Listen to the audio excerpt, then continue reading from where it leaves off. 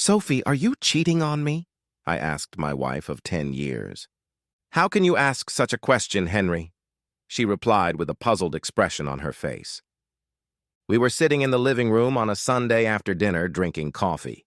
Sophie was a pretty woman, blonde hair, blue eyes, and a Venus-type physique. Her usual smile is captivating, and I have a huge crush on her.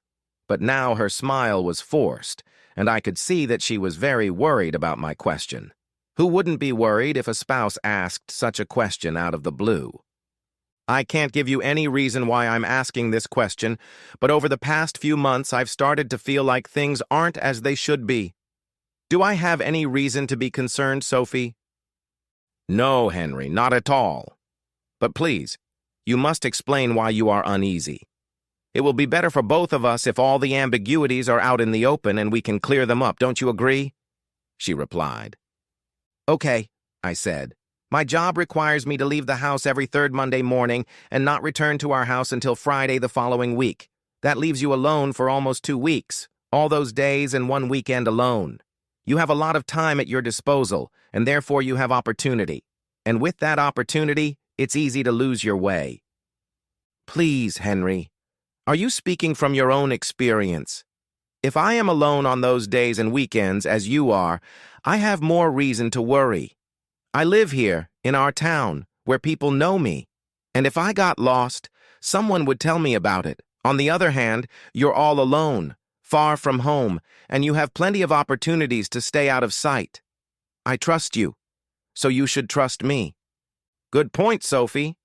However, there is a distinct difference. You are an attractive, beautiful lady that every man would kill for. I, on the other hand, am an insignificant guy that girls never pay attention to. But it's not just about opportunity. It's also about how you've changed, I replied. What do you mean, Henry? How have I changed? She asked. After 2 weeks on the road, I spent 1 week and 2 weekends with you, said I. Before, our sex life was pretty normal. Sex was once or twice a week with almost no variety. Now you've become much more active and crave sex more or less every day. Don't get me wrong. I'm not complaining. I'm enjoying it. You're creative, and I'm starting to ask myself, what's wrong? Is someone else teaching you the art of lovemaking? Surely I'm not the one who caused this change in you.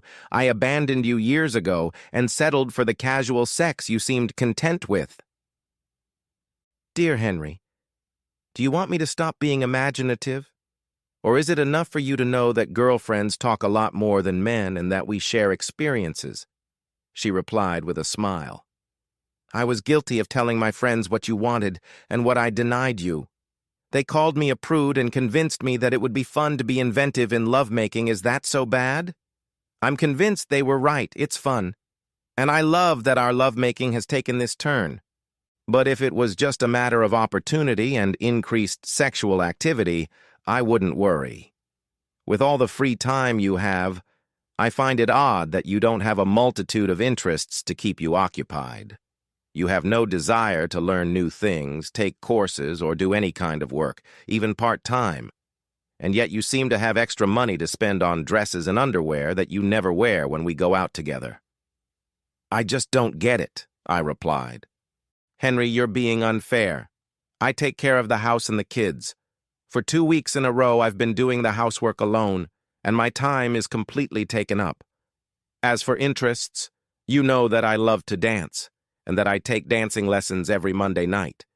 The dresses I have are for dancing, and when I wear them, I need lightweight and non-blowing underwear so that the lines don't show. The dance school has an agreement with a local store, so we don't pay full price. And besides, I'm being careful with our money. She said this in a slightly raised voice. Now she was starting to get a little annoyed.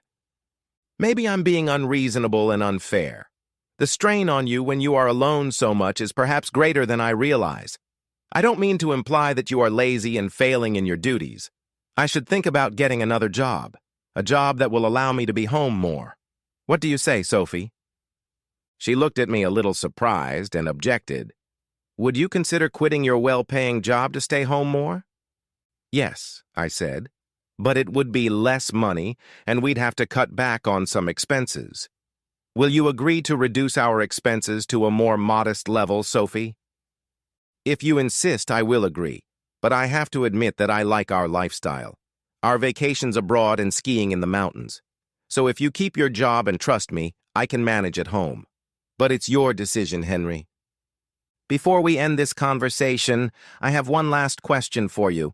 One of my friends has seen you at night at the convent hotel in evening dress, dancing and having fun with strange men. He's seen you several times and is sure it's you and no one else. Why are you out late at night in an evening gown dancing with strange men, Sophie? I should have told you, but I didn't give it much thought. As you know, I take dancing lessons. It won't surprise you to learn that there are fewer than 1 man to 4 women in class on Monday. That's why we have too little practice. At the same time, there are a lot of conventions at the hotel, and most of them have a big imbalance between the sexes. There are mostly too many men. So the hotel management often invites us to participate after dinner so we can dance. So we have a lot of free and extra dance practice to live bands. And I like that. You never ask me to dance, so don't you dare turn up your nose at Henry. Okay, Sophie. I can only trust you as much as you trust me. If you discovered I was cheating on you, what would you do? Would you accept my request for forgiveness? I asked. I don't know, Henry. If it was a long and sustained affair, I would definitely divorce you. If it was a one-night affair, I don't know, maybe. It all depends on the circumstances, I guess. But you don't have a free ticket, rest assured, Henry. Keep your way clear or else, she replied with a devilish smile. End of discussion. It works both ways, I said, and without waiting for a reply, continued. Let's go to bed. In the bedroom, I quickly undressed, went to the bathroom, brushed my teeth, and jumped into bed, waiting for Sophie. She took her time, as usual, and when she undressed, she stripped like a professional stripper. She was very sensual and teased the whole time. She really put on a show, and she was good. Maybe even too good, I thought for a moment. Entangled in each other, we drifted into a blissful sleep. The next day, as I set out for more sales meetings, I thought about last night and the conversation with Sophie. Her answers seemed plausible and logical, but her late-night lovemaking gave me the uneasy feeling that she had some agenda she was hiding from me. I decided I would use the next 2 weeks on the road to call a few friends and get a few favors, and that's exactly what I did. The dance academy told me that they had no agreement with any boutique to lower the prices of dresses and no agreement with the hotel to have the ladies dance at their conventions. The hotel confirmed this and also made it clear that several ladies from the city mingle with their convention guests, and they don't like it. They even hinted that those were harassing their guests, going to their rooms and staying overnight. I couldn't know for sure that Sophie was one of those ladies, but I had to find out and get proof. She had lied to me, that was now certain. I decided to ask a couple friends that Sophie didn't know to follow her when she went to the conference. They would find evidence that she was either innocent of infidelity or guilty. Most likely they would do so if I would just pay their expenses. With these thoughts, I went to bed. It was the last night of this tour. Waking up at 7:30 interrupted my sweet dreams, and as is usually the case with me, getting out of bed proved difficult. But after a few minutes, I started my morning ritual. First turning on the TV, then heading to the bathroom to shave and shower. While in the bathroom, I heard the news coming on. But when it dawned on me that the reporter was unusually excited, mentioning a fire, the name of our local big hotel, I had to stop shaving and go back to the room to see what the hell was going on. When I got back to the room, I saw a reporter on the screen holding a microphone in front of a uniformed fireman with our hotel in the background, smoke billowing from doors, windows, and every conceivable opening, and asked, "Inspector, what can you tell our viewers about the situation at the moment?" "It appears that our men have managed to localize the fire on the first floor," he replied, and continued. "But we are having serious smoke problems. All emergency exits and hallways on all floors are filled with smoke.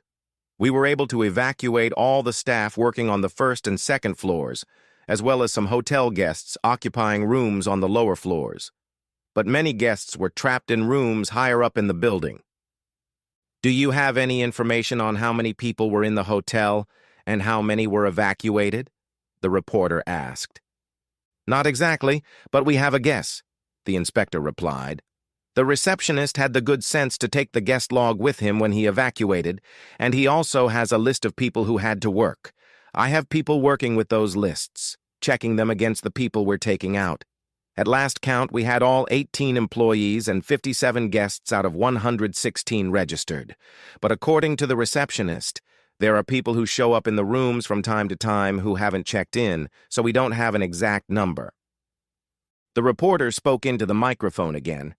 How do you plan to run the remaining quests? We're instructing guests over the loudspeakers to wet towels with water and put them in the gaps under the doors to keep the smoke out of the rooms, and we hope to clear the hallways of smoke soon. In the meantime, we are evacuating using telescopic ladders on fire trucks as much as we can, but we can't go higher than the 6th floor. In response, he turned to the hotel, pointed, and said, "That's it." And the cameraman moved the camera to film a firefighter at the top of the ladder, taking in a woman who was leaning out of a window on the 6th floor. The firefighter picked up the woman and began to descend, holding her in a fireman's grip, and then her man descended himself. The camera followed the firefighter as he descended the stairs and gradually zoomed in on them. When they got down to the ground, he sat the woman down. She straightened up and looked directly towards the camera. The camera zoomed in and her face filled the screen. I couldn't believe what I saw.